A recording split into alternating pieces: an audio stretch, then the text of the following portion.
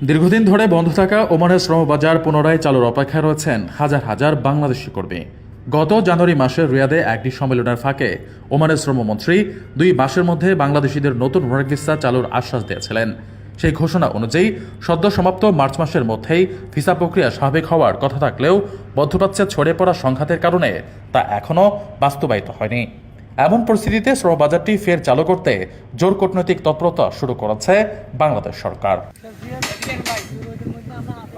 এ তৎপরতার অংশ হিসেবে বাংলাদেশের প্রধানমন্ত্রী তারেক রহমান ওমানের সুলতান হাইথাম বিন তারিকের কাছে একটি ব্যক্তিগত বার্তা পাঠিয়েছেন।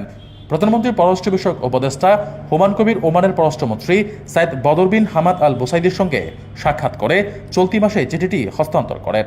এ সময় ওমানের মন্ত্রীর সাথে পররাষ্ট্র বিষয়ক উপদেষ্টা বেশ কয়েকটি গুরুত্বপূর্ণ বিষয়ে আলাপ করেন। এর কয়েকদিন পরেই গত বৃহস্পতিবার মাসকাটে ওমানের পররাষ্ট্রমন্ত্রীর সাথে দ্বিপক্ষীয় বৈঠক করেছেন বাংলাদেশের পররাষ্ট্রমন্ত্রী ডক্টর খলিলুর রহমান। এ বৈঠকে সরাসরি শ্রমিক ভিসা চালুর বিষয়ে কোনো আলাপ না হলেও দুই দেশের মধ্যে অর্থনৈতিক ও বাণিজ্যিক সহযোগিতা বৃদ্ধি নিয়ে বিস্তারিত আলোচনা হয়েছে।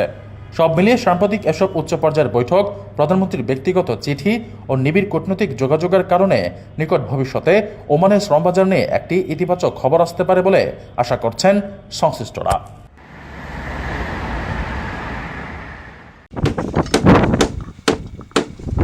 সৌদি আরবে ভিসার মেয়াদ শেষ হওয়ার পর অবস্থান করা প্রবাসীদের জন্য কঠোর শাস্তির ঘোষণা দিয়েছে দেশটির স্বরাষ্ট্র মন্ত্রণালয়। এখন থেকে এন্ট্রি ভিসার মেয়াদ শেষ হওয়ার পর দেশে ফিরতে সামান্য দেরি করলেও প্রবাসীদের বিশাল অঙ্কের জরিমানা সহ জেলের ঘানি টানতে হবে। সৌদির রাষ্ট্রীয় সংবাদ মাধ্যম আল ইখবারিয়া টিভির এক প্রতিবেদনে এ তথ্য জানানো হয়। নতুন আইন অনুযায়ী ভিসার মেয়াদ শেষ হওয়ার পর অবৈধভাবে অবস্থান করলে একজন প্রবাসীকে 50,000 সৌদি রিয়াল পর্যন্ত জরিমানা গুনতে হতে পারে। এর পাশাপাশি তাকে সর্বোচ্চ 6 মাস পর্যন্ত কারাদণ্ড ভোগ করতে হবে এবং সাজা শেষে তাকে নিজ দেশে স্থায়ীভাবে পাঠিয়ে দেওয়া হবে। আসন্ন হজ মৌসুমকে কেন্দ্র করে এই কড়া হুঁশিয়ারি জারি করেছে সৌদি কর্তৃপক্ষ। স্বরাষ্ট্র মন্ত্রণালয় থেকে সবাইকে চলতি বছরের হজ মৌসুমের সকল নির্দেশনা কঠোরভাবে মেনে চলা এবং সংশ্লিষ্ট আইনশৃঙ্খলা রক্ষাকারী বাহিনীকে সর্বাত্মক সহযোগিতা করার আহ্বান জানানো হয়েছে। এই নির্দেশনা যারা অমান্য করবেন তাদের বিরুদ্ধে কোনো প্রকার ছাড় না দিয়ে আইন অনুযায়ী কঠোর শাস্তিমূলক ব্যবস্থা গ্রহণ করা হবে বলেও সাফ জানিয়ে দেওয়া হয়েছে।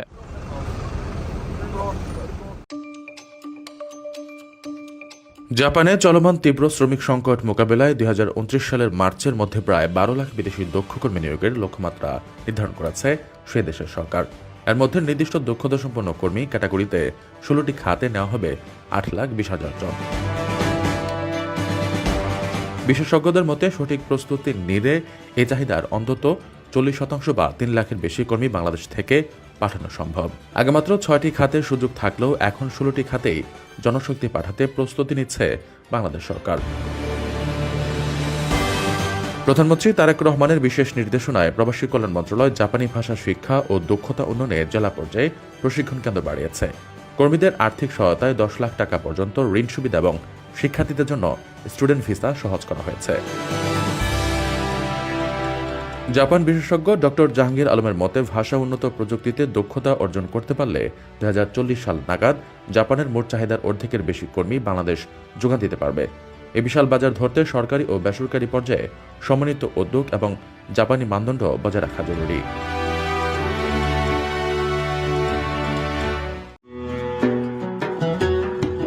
ওমানে গ্রীষ্মের শুরুতেই পাল্লা দিয়ে বাড়ছে উত্তাপ। শুক্রবার এক আবহাওয়া বার্তায় জানানো হয়েছে দেশটির অধিকাংশ অঞ্চলে তাপমাত্রা 40 ডিগ্রি সেলসিয়াস ছাড়িয়ে গেছে।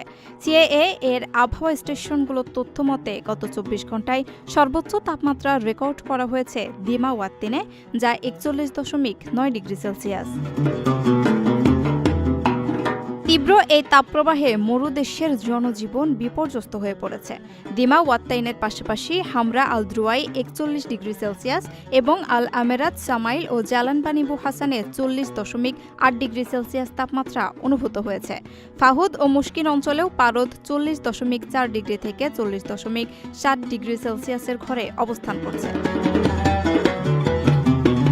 এছাড়া হাইমা, বিদিয়া ও আসুনাইনায় তাপমাত্রা 40 ডিগ্রি সেলসিয়াসের উপরে থাকায় তীব্র গরম অনুভূত হচ্ছে। বিশেষজ্ঞরা বলছেন, এপ্রিলের শেষেই তাপমাত্রার এই উল্লম্ফন গ্রীষ্মের আগাম আগমনের বার্তা দিচ্ছে।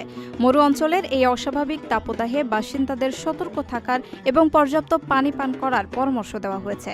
বিদবিদ সহ অন্যান্য প্রদেশেও তাপমাত্রা দ্রুত বাড়তে থাকায় আগামী দিনগুলোতে গরম আরও বাড়ার আশঙ্কা করা হচ্ছে।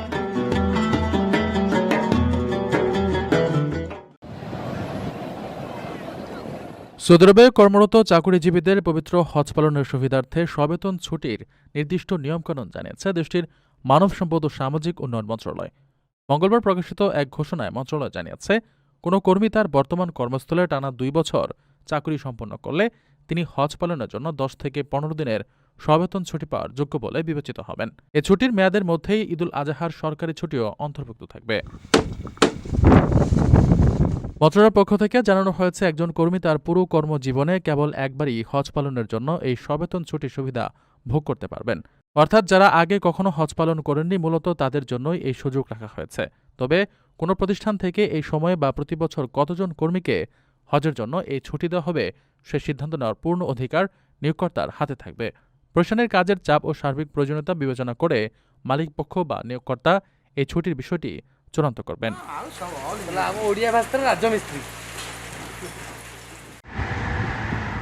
ওমানের নতুন শ্রম আইন অনুযায়ী কোনো কর্মীকে তার নিজস্ব সম্মতি ছাড়া অতিরিক্ত সময় বা ওভারটাইম কাজ করানো সম্পূর্ণ বেআইনি। তবে বিশেষ কিছু জরুরি পরিস্থিতিতে মালিকপক্ষ চাইলে কর্মীর সম্মতি ছাড়াই ওভারটাইম করাতে পারবেন, যার জন্য কর্মীকে স্বাভাবিকের চেয়ে উচ্চ হারে পারিশ্রমিক দিতে হবে।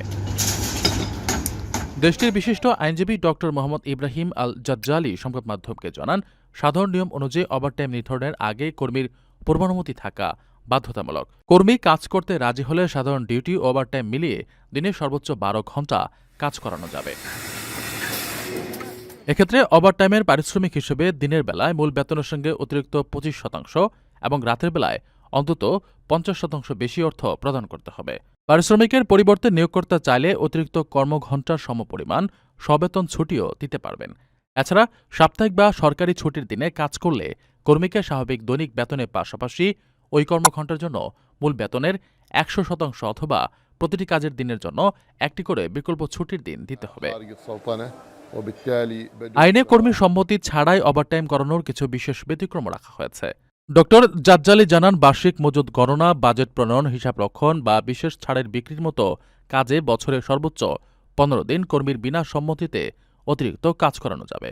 এছাড়া কোনো দুর্ঘটনা রোধ, দুর্ঘটনার ক্ষয়ক্ষতি কাটানো, পচনশীল কাঁচামালের নষ্ট হওয়া রোধ বা অস্বাভাবিক কাজের চাপ সামাল দেওয়ার মতো জরুরি পরিস্থিতিতেও কর্মীকে দিয়ে ওভারটাইম করানো যাবে। তবে এ ধরনের ক্ষেত্রে 24 ঘণ্টার মধ্যে সংশ্লিষ্ট শ্রম কর্তৃপক্ষকে কারণ ও কাজের সম্ভাব্য সময়কাল জানাতে হবে। প্রবাসীদের জন্য নির্মাণ হচ্ছে দেশের প্রথম স্মার্ট সিটি, যেখানে থাকছে স্কুল, মসজিদ, হাসপাতাল, সুইমিং পুল, হেলিপ্যাড, পাঠাগার, জিম, সুপারমার্কেট, শিশু পার্ক সহ সকল নাগরিক সুবিধা। মাত্র 30 লাখ টাকা বিনিয়োগে মিলছে আকর্ষণীয় ফ্ল্যাট। প্লাটিনাম ইনভেস্টরদের জন্য ঢাকা বিমানবন্দরে ভিআইপি প্রোটোকল সুবিধা। বিস্তারিত জানতে যোগাযোগ করুন স্ক্রিনে দেয়া হোয়াটসঅ্যাপ অথবা ইমো নাম্বারে।